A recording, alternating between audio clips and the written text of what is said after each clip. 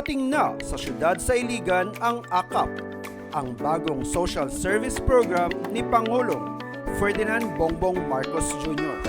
at suportado ni House Speaker Congressman Ferdinand Martin Gomez Romualdez sa pamamagitan ng pagpapatupad ni Congressman Celso Gomera Rehencia.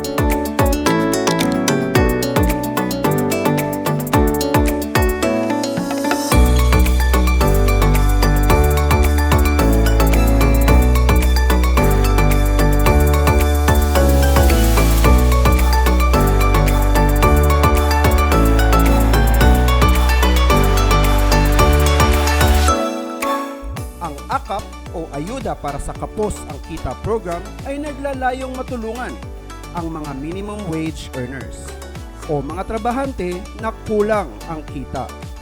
Ito ay isa na namang patunay sa pangako ni Presidente Marcos na walang maiiwanan sa isang bagong Pilipinas.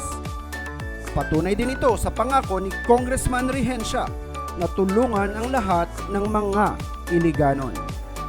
Ang AKAP ay iniakma upang makabenepisyo ang mga tao na hindi sakop ng social pension schemes at ng Pantawid Pamilyang Pilipino program. Sa pamamagitan ng AKAP, ang mga kwalipikadong Iliganon ay makakatanggap ng tulong pinansyal mula sa gobyerno.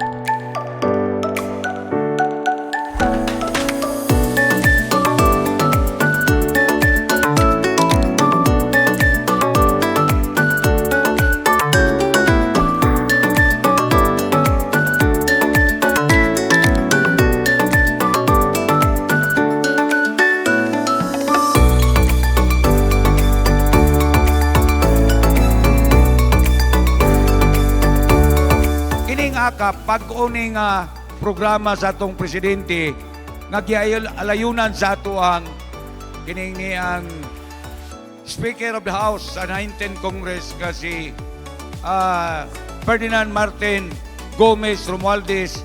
Pinagi po sa opisina sa atong presidente nga si Ferdinand Romualdez Marcos Jr.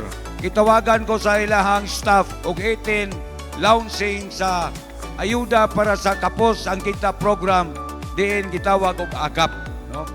So unta kini mao nay sinugdanan, mao nay atong sundon para sa kadaugan, sa katawhan o sa atong mga anak, sa atong mga apo o sa umabot pa nga henerasyon aron mapahapsay, mapahusay o dili na magyangongo ang mga katawhan sa daghang sa diri sa Dagbayan Iligan. Daghang salamat, may unto kaninyong tanan. Patuloy tayong magsama-sama para sa kaunlaran sa Iligan.